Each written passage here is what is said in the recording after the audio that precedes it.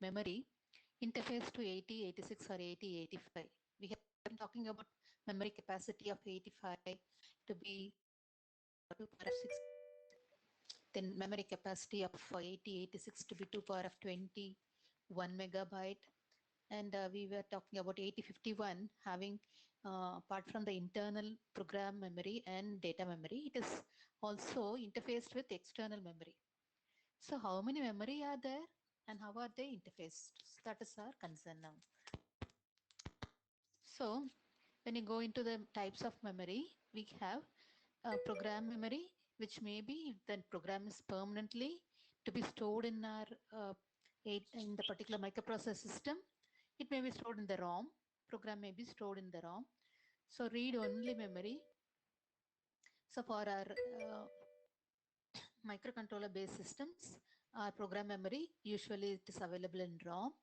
Unlike microcontroller control systems like washing machine, oven, in that programs are stable ones, that is constant programs are there, very definite programs to be running again and again. So they are stored in the ROM only.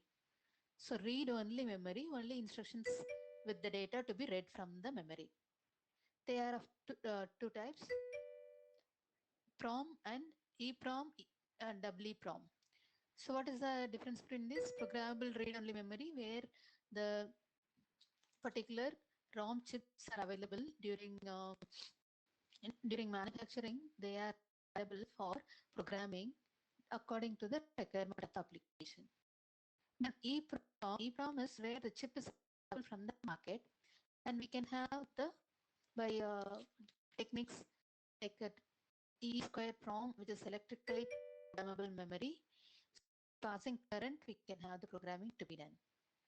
So in case of EPROM, this is programmed after the chip has been manufactured, but here EPROM and E square PROM differing by the way the memory is erased. In the case of EPROM, UV rays are erasing the contents, all of the contents. Whereas in electrically EPROM, selectively bits can be erased by passing current to that particular bit position only. So for ROM, we have so many variations available. RAM, read, random access memory. What is the random access memory? It is otherwise read-write memory. So what all the real-time operations that whatever we do in the lab, these are RAM structures. Whatever we deal with the programs, work with the programs in our lab work, it is RAM structures. They are from the RAM only. So program is read from the RAM. Then we work with data, and then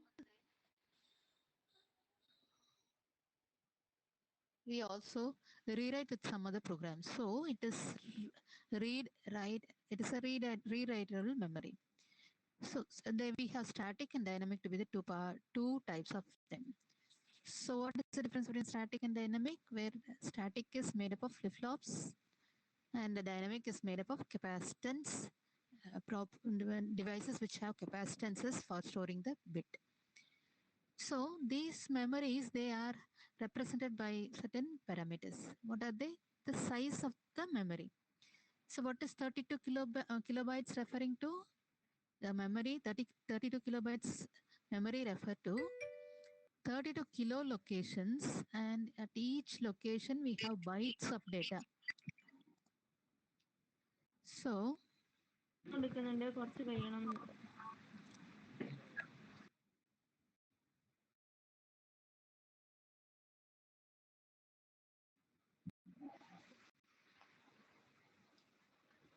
so we are having 32 kilo locations. So what is kilo location referring to? 1 kilo is 1024.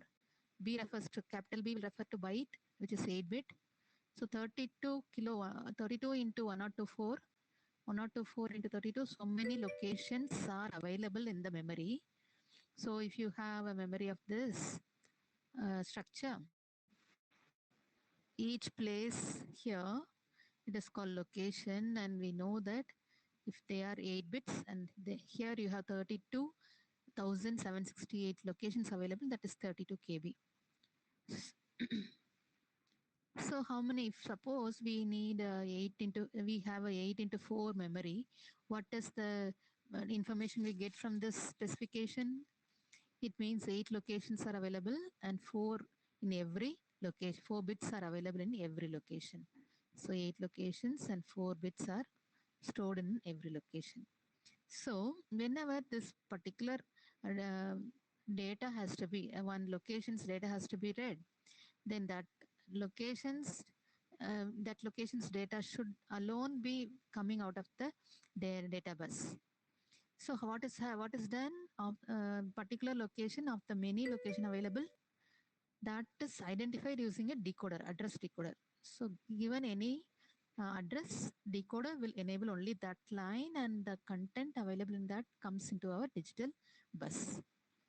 So if you look at it, the structure may be a simple structure of EEPROM that is given here. That is EEPROM, erasable, programmable, UV erasable. We have a quartz window where we have an UV ray pass over it, all the contents are taken away. Electrically erasable PROM, it is this way where individual bits can be identified, they can be fetched, we can access every bit and change the bit value from 1 to 0. Then structure of the ROM. ROM, which is for permanent storage, how is it available? So ROM, a permanently stored device, so permanent storage device. So we have suppose 8 into 4 ROM available, 8 locations. Each location will hold 4-bit data. So to access the 8-bit data, 8 locations, we need 3 address bus. So A0 to A2, and a decoder 3 into 8 decoder will be enough to fetch each line's data. It will be to enable each line's data. So when the ROM is programmed, that is when data is, once ROM is stored with the content during manufacture, this will remain as it is. So it will remain as it is until it is, in the case of EEPROM, it is reprogrammed. So for permanent storage of the data, ones and zeros, what we have are fuses available. So how are these actually, how are the 8 into 4 data, that is 8 4-bit data are how they are stored into it. So each location is having 4 bits. So to represent to each bit, we have an output line.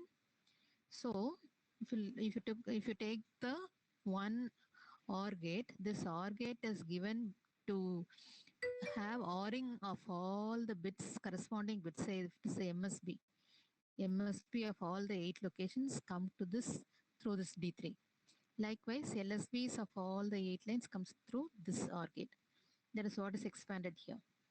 So the enable line of the decoder, if they are connected to all the decoder outputs are connected to all the OR gates, and they have fuses available. All these lines have fuses. Suppose we need to store, this is our OR gate here representing, we need to store this content 0010. 0010 mean whenever 1 is represented by an intact connection available, and where 0 is represented by a blown fuse. So when the fuse is not blown, it is no open connection, it is fully connected to the OR gate, it is 1. When it is when we have the fuse to be broken, then it is a 0 there available. So if it is this OR gate has all the output lines of the Y0 to Y7 to be available to D3, OR gate D3. So here first one should have 0, so it is fuse is blown.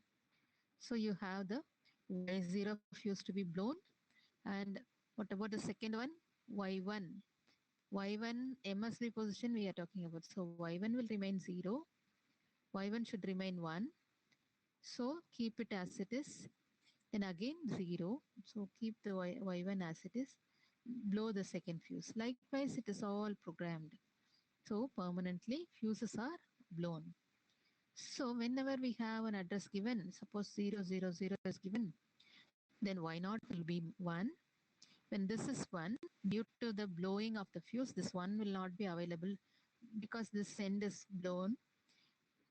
You will not have the first OR gate Y not 1 to be available here. So a 0 will be only available. Likewise, here also this OR gate's first line will be blown, fuse will be blown, so that will not have any 1. Only this one will have an intact line. So Y not 1 will come to the OR gate. And likewise 0010 for the address 000 will be available here. So this is your 8 cross 8, 8 into 4 ROM structure working, and it is represented as a block diagram like this. So a box referring address lines, 3 address line for 8 cross 4 ROM. Then all the bits, 4 bits should be got out through database. So you have a D0 to D3 4-bit database. But as it is a ROM, it is only a unidirectional one. Address goes in and the data comes out. And the ROM requires only one control line, read control line. So this read control line, if uh, whenever the enable is made one, we have all this address given, the reading can be happening. So the read line can also act as the enable line for this. Or the chip select, and along with it a read line to be attached to this one will be enabling all the reading operation. So the same thing we have represented over here. How this decoder is constructed, that is given here. So the decoder on the address is given. So for 000 only Y1 to be 1. So it is A2 bar, A1 bar and A0 bar. Y1 is for 001. So Y1 should be implementation of the A2 bar, A1 bar and A0. So this is nothing but a combinational operation. This is also a combinational operation. So totally the ROM is a combinational circuit. So RAM structure. What is RAM? Random access memory, where we can have reading of the data. When the data is readily available, it is already stored in the memory, we can read the data from the memory. Or if a new data has to be given in the memory, then the new data can be written into the memory. So reading as well as writing should be there. So if suppose this box represents the single bit, the single bit it should have, if the particular bit has to be changed, it should be selected, only that should be selected, and an input data can be written, and we can have a output also taken, reading of the data can be done, and this can be a read write controls signal. So read can be there and also separately write can be there.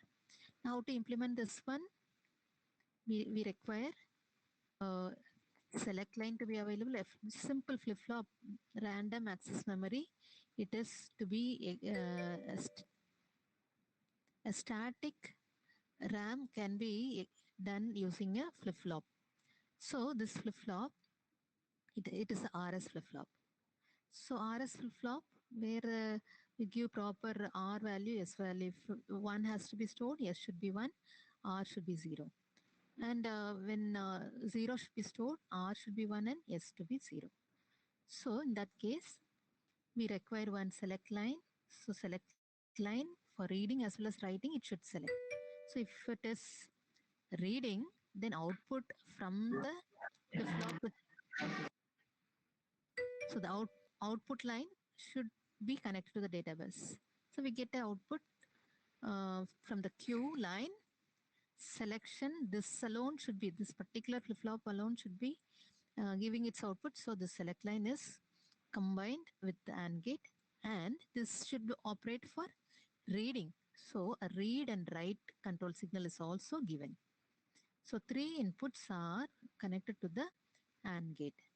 So read 1, when this read operation is, the read write signal is high, this line will be enabled, and the same operation, the read signal will make the 0. So these two AND gates are giving 0 0 input. 0 0 input refer to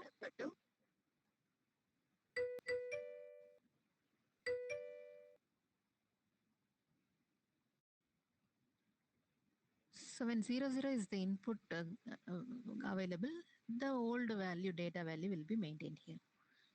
So reading operation, the control signal read here will enable this line. Whatever output data comes over here, and this basic block, the selected block alone will be 1 carrying 1. So this is also 1. If it is 0, you get a 0. If it is 1 available, 1 will be the output. So this is as far as reading the content, flip-flop content. What about writing into a flip-flop?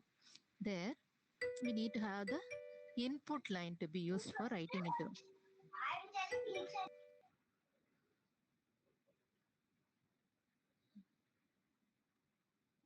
So a particular input has to be either 0 or 1 should be put into our input of RS. So it is depend. This particular input should be done only when the particular when this flip flop is selected, and only when write operation is given, write control signal is given. So for that, when 0 has to be put, we have 0 to be given as it is, and R should be 1. Reset should be 1. So whatever input you give here, opposite of it should go there.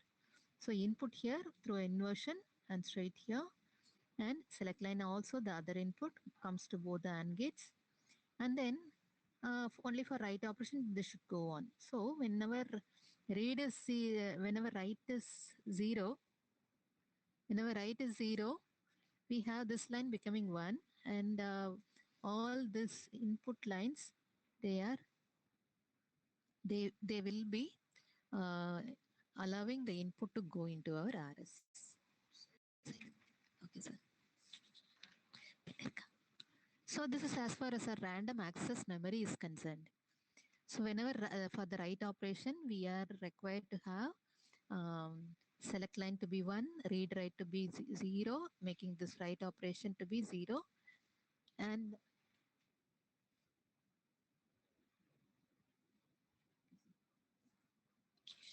we have the input line. If it is 0, then Q is also 0. That is for write 0 data.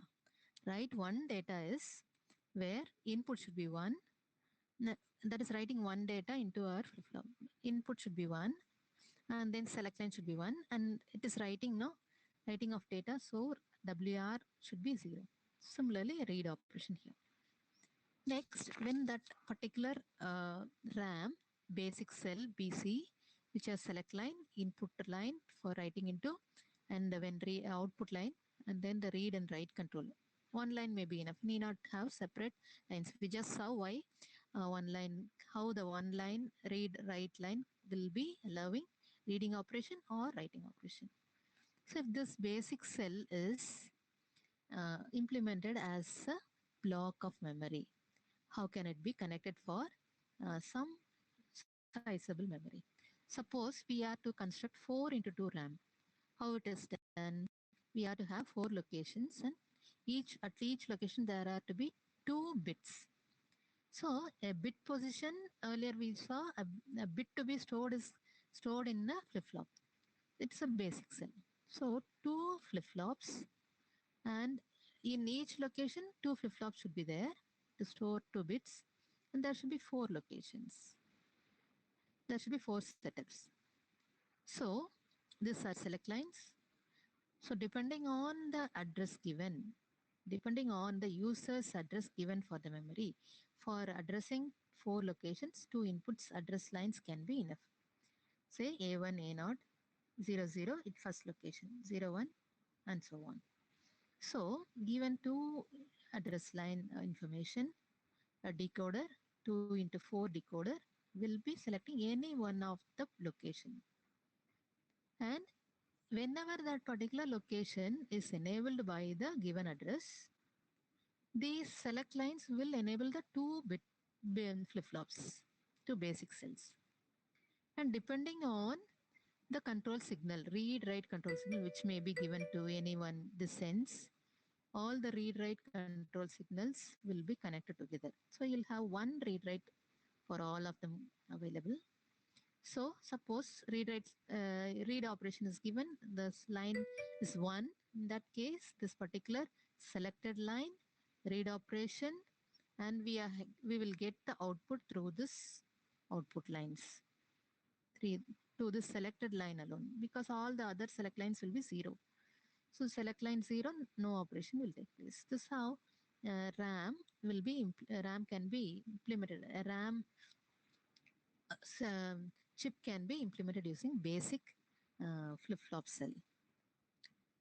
So it has this address lines, and where read and write can be done. So we have the bidirectional bus, read write control signal, one line, and a select line available. So this is for our RAM structure. Now going into implementing required memory size with available memory chips. Suppose we are having only 4 into 8 memory. What is the meaning of it? 4 locations and each location 8 bit. 4 into 8 memory chips are available, and we need to construct 8 into 8 memory. How is it done? So if you take the 4 into 8 memory, then it will be having how many? It require only for the 4 locations 2 address lines needed. So A1, A0 maybe its address lines. And what about output lines? It may need 8 output lines, data lines, D0 to D7. What about our 8 cross 8?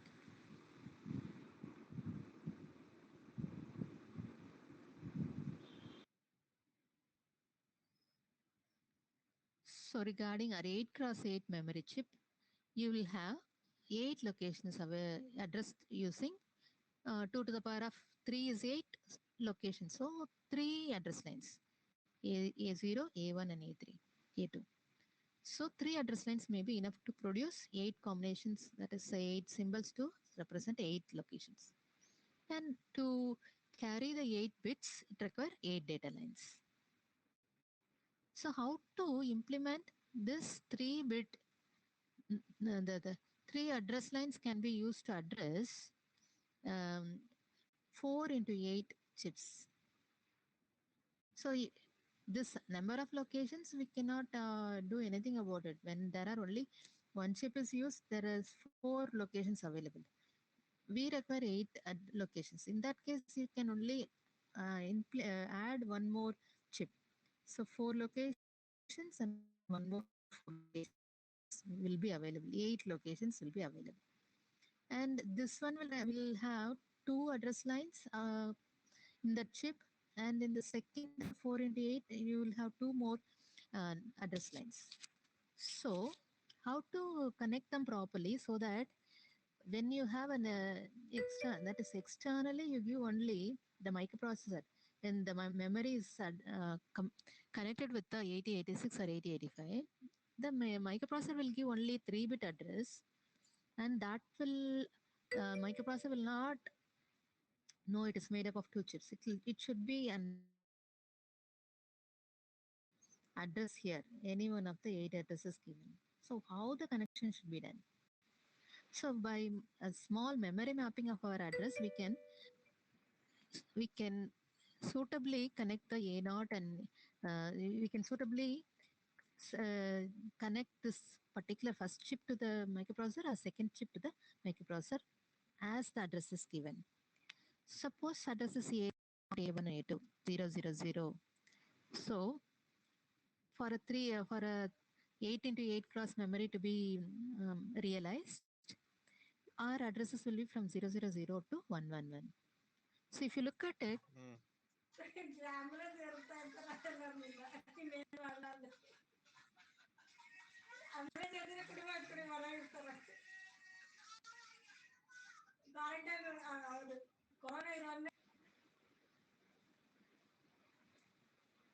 so if you look at it, uh, the 8 address combinations, they can be separated into two.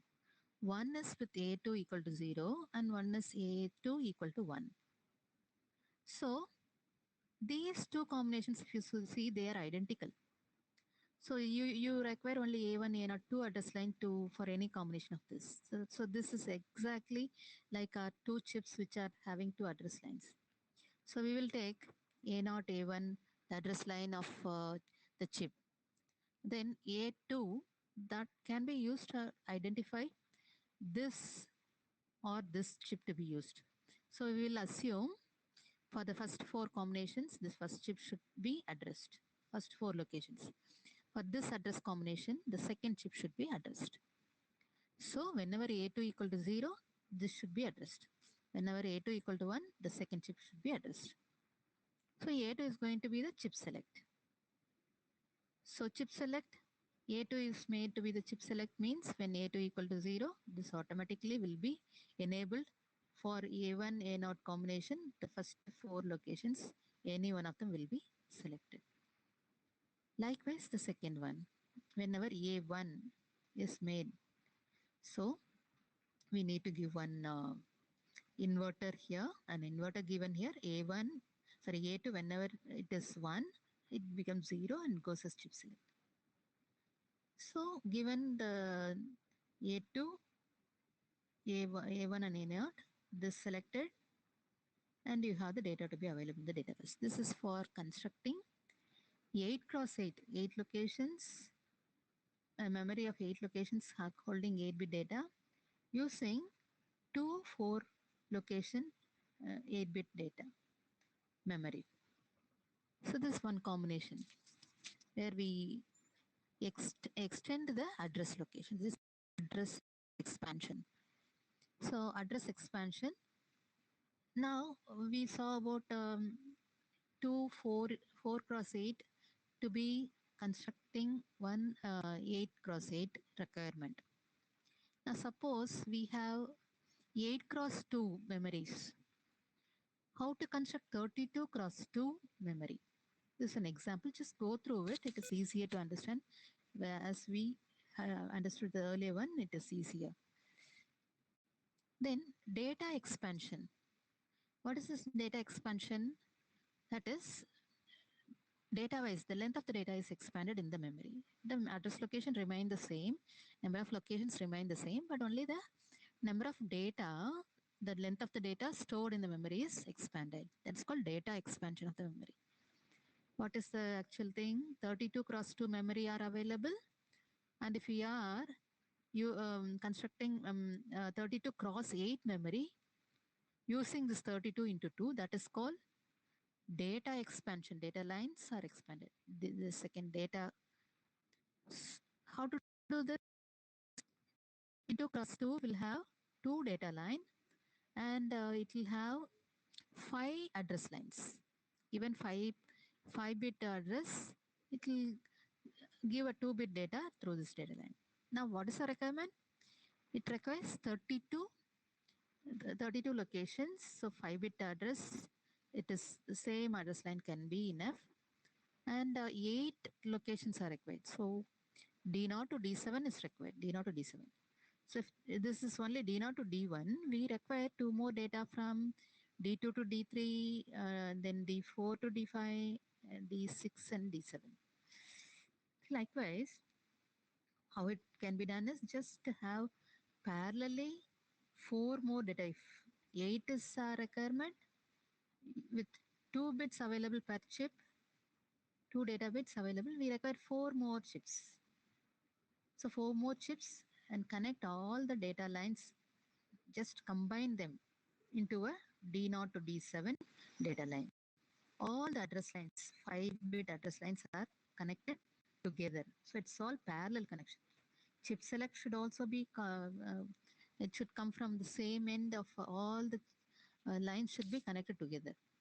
All the chip select lines should be connected together, address line should be connected together, and D0 to D7 alone, it is to be combined. Combined in the sense just produced into all the D0 to D7 separately, they are to be taken out. This is data expansion. So address expansion earlier we saw. Now combining address information, address as well as data expansion. How to do this? So data expansion is nothing but replicating the chips and having parallel connections for the control and the address lines. So this is easier process. Only address expansion takes some, we need to carefully choose the chip select for activating the particular chips. So 8 into 2 memory and 32 into 8. how many 8 into 2 you require for to make up 32 cross 8? Can you guess? If suppose we need to have a 32 cross 2 memory chips implemented using 8 cross 2 memory chips. How many?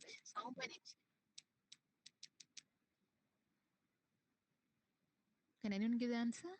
How many? 32 cross 2 chips can be how many 8 cross 2 chips are required to implement 32 cross 2 chips? 32 cross 8 32 cross 2 memory.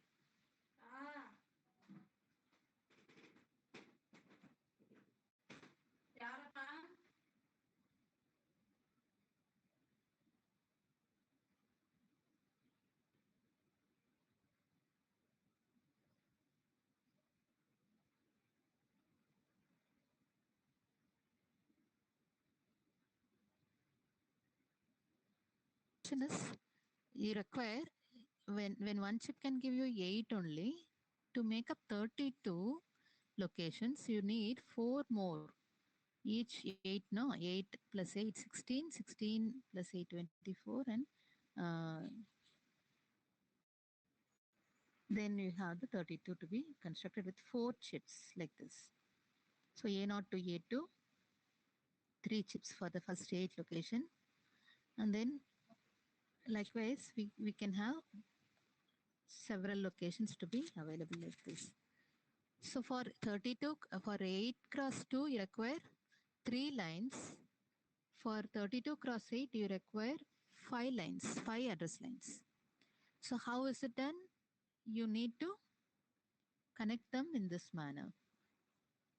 That is all A0 to each chip is going to require only 3 bits. So A0 to A2 only for its individual 8 lines. But if you take the memory map, if you write the addresses from 000 to all ones for 32, you'll find them that first 8 will have the A4 and A3 to be 0. Then next it will become 0, 1, then 1, 0 and 1, 1. So you find that A3 and A4, if they are given to a decoder, then the decoder outputs, they are given to the chip selects. Then they will be like this. If they are connected like this, then the first combinations 0, 0, 0 to 0, 0, all 1, that is 0, 0, 1, 1, 1. First this chip will be selected and the next 8, so on. So this is replicated here 4 more time for 8 that 8-bit data.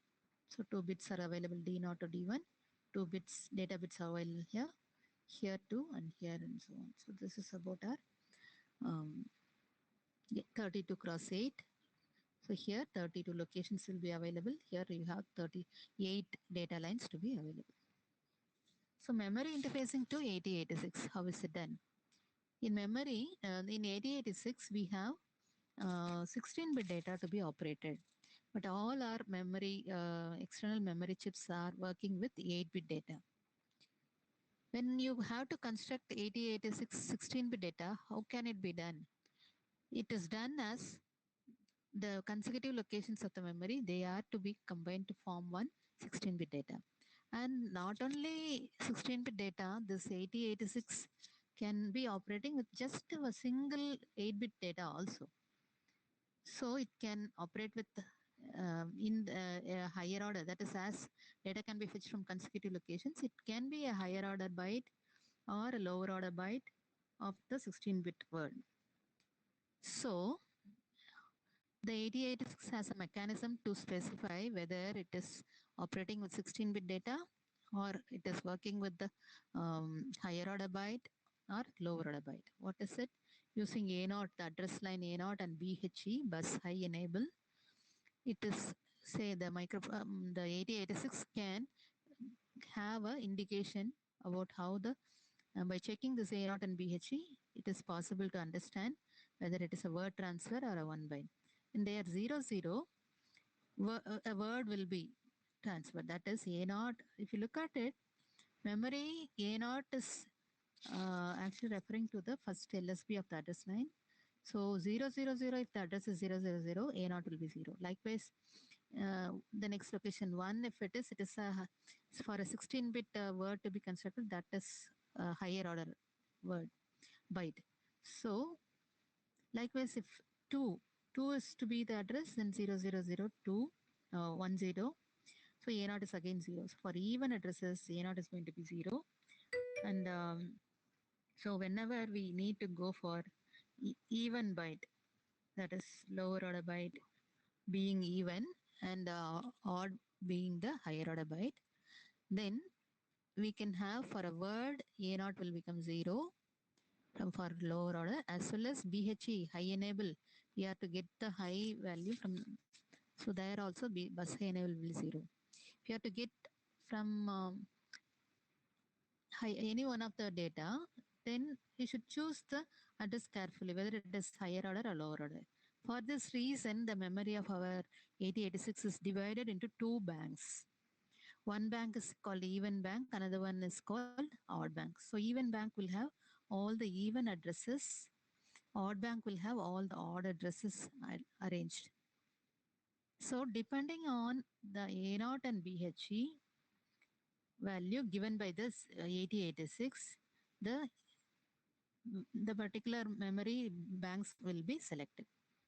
So as we give the instruction, depending on the instruction given, that is suppose move AL comma BL. In that case, the mnemonic will create this condition A0 and BH condition. So the lower order in bytes will be actually considered. So we have the A0 to be given to chip select as it is, because 0 along this should enable this bank. So A0 whenever 0, it is going to represent even bank address. So for A0 to become 0, it is chip select. And odd address is for bus high enable. Whenever bus high enable is 0, whenever that is 0, this bank will be, because it is active low. So whenever this bus high enable bus BHE bar is equal to 0, then we have this particular bank to becomes selected. So we have one 8-bit here, another 8-bit here, combined together, a word 16-bit word can be got. So this is how we have the memory to be available. And when you have the maximum memory, 2 power of 20 is the maximum memory size. It is 1 megabyte. This 1 megabyte, when it is divided into two banks, it is 1 is 1024 kilobytes. So 512 kilobytes and 512 kilobytes are our size of the bank. So the address expansion, sorry. So memory interfacing, suppose we are to realize a memory for 8086. So using, suppose 8 cross 8 EEPROM, sorry, 8 kilobytes of EEPROM and 8 kilobytes of RAM. These to be interfaced with our 8086. What address mapping should be done so that for these addresses, that is for particular addresses, EEPROM will be fetched, and for particular addresses, the RAM will be fetched. For 8 kilobytes of locations, RAM will be assigned some locations, and EEPROM, which locations can be assigned in our memory map. So if you see in a memory, in our 8086, whenever it is reset, we have the reset, whenever the microprocessor is reset, normally address 20-bit address is generated as offset segment is to offset method. So your code segment will be becoming FFFF and instruction pointer will become 0. So on reset, usually the 20-bit physical address will be FFFF0. So you find that on resetting, 8086 is going to do some monitor program, that is maintenance program, like checking the keyboard, resetting other devices, like this, other connected devices. display to be checked, all that. So this EEPROM may be given in the last of the memory. So in the last leg of our memory. So in around FFF, we have to allot 8 kilobyte locations. And if it is RAM structure, it can be just over it. It is our choice. The designer has to choose this. So 8 kilobytes over, he can have the RAM. So how to identify what is the address starting from FFF? 8 kilobyte is, kilo is 2 power of 10. To address 8, it is 2 power of 3. So actually 13. 13 is represented as in our hexa. Uh, FFF will refer to 12 bits. Okay, to address 8KB, you require 13 lines, 13 lines. So 13 lines, meaning that 00, if 8K location, first location is to be addressed, it should be 000. And 13 lines becoming FFF is the last location of the RAM. So 8 kilobyte is going to have its location information in 13 address lines. So 13 address line mean F is 4 address line, occupy 4 address, and this occupy 4 line, and another F is 4. So 12, and this 1 here, 001 in the nibble will have one more one. So totally 3 into 4, 12 and 1, 13 lines are enough. Okay, from 00 to 1 FFF, all the 8 kilobyte locations can be, offset addresses can be addressed. So what is our starting address? If your end address is FFF, your starting of EEPROM should be FFF minus 1FF. So FFF minus 1FF will be FE000. So this is starting. So to FE000, add 1FF, you get FFF. So 8K will be realized in this location, in this address mapped. And likewise 8K for RAM over this one, if you take FE000, 1 minus is FFFD, F. And FDFFF minus 1FF, FC00. So FC00 plus 1 FFF, that gives you FDFFF. So within this 8K is realized. So this is also 8K. So this is how you choose some addresses for having required number of ROM or EEPROM. So this is address mapping of our EEPROM and RAM. So suppose we are now going to be using address map like this. That is, a EEPROM is having E000 and the final address is FFF. So how many address lines are required for this? E is 0. Okay. So 1110, 1110 and others are 0 also. So, and all F is all ones. So 0 condition, it is implemented using 1, 2, 3, 4. 0th location of our EEPROM is 1, 2, 3, 4, 16 and 1 0 over here. So 17. So 17 lines are required for representing all zeros of the EEPROM to all ones of the EEPROM. So look at it, the address map is like this. E00, all zeros until 16. Okay. So A0 to A16, 17 lines are the starting locations for our EEPROM, and that becoming 111 is the end line. So likewise, from A0 to A16, these are going to be the inputs for the EEPROM chip. And then RAM, if you look at it, likewise, the same way. So the A0 to A16 is going to be the input to the RAM chip. And now, in this address map, uh, 0 A17 becomes 00 for our this combination, this address line, this address space, and it becomes 11. The A17 becomes 11 for this address space. So this particular line A17 alone can be used to differentiate between RAM and the EEPROM. So we are going to have A1 to A70, A16 here as input. And okay, so our our 0 to A16, 17 address about 128 kilobytes. So this 120 kilobytes can be divided into two. One is even, other one odd, odd here and even anyway. Okay, and we have to give this addresses. Even address lines are common for even as well as odd line.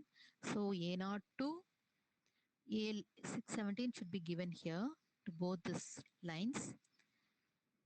EEPROM also, because here also we have the variations from 0 to 16. So A0 to A16 should just change these line numbers. A0 to A16 for all of them should be common, and A17 alone will be enabling the chip select.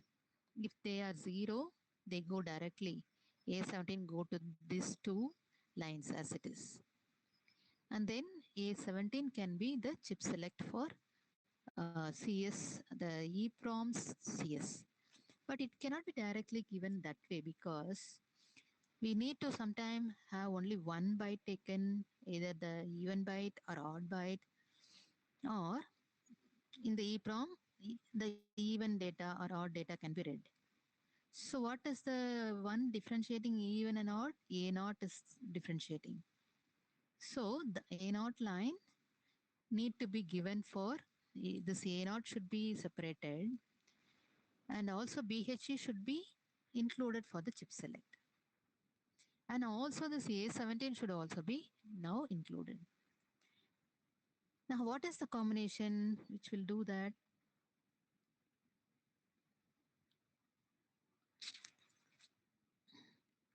So if you look at it, we have BHE available, A0 is available, A17 is also available. So the memory map, I mean the inputs to select correct RAM or EEPROM, even or odd chips, it is this. By looking at all combination, we should choose them. So A, A0, A1, A2, when BHE, A0 and A17 are in this manner, in these combinations, the operations will happen like this. What is it? When BHE is 0 and A0 is 0, it is going to be a 16-bit operation. And if it is A17 is 0, it is RAM operation. Likewise, whenever A17 is 0, it is RAM operation. For A0 and BHE becoming 0, 0, 0, 1, 1, 0, and 1, 1, we have 16-bit operation. From the even bank, you take 1 byte. Odd bank, you take 1 byte. This is no operation. Likewise, EEPROM also. So you find out in which of the operations we need even banks to be selected and where we need only odd banks to be selected. So for looking at our even bank, what are required in our BH, that is in our one word reading, one even bank is required. Likewise, in the even bank selection also, even bank is to be selected. So the chip select, which is to go to the even bank, it is dependent on this two combination. So BHE is not going to play this combination plus this combination. So this combination and this combination, if these are, that is A7, A17, A0, BHE, these are given to a decoder. BHE, A0, A17 are given to a decoder. We are going to get 8 combinations to be represented on 8 lines. So these two combinations for even bank.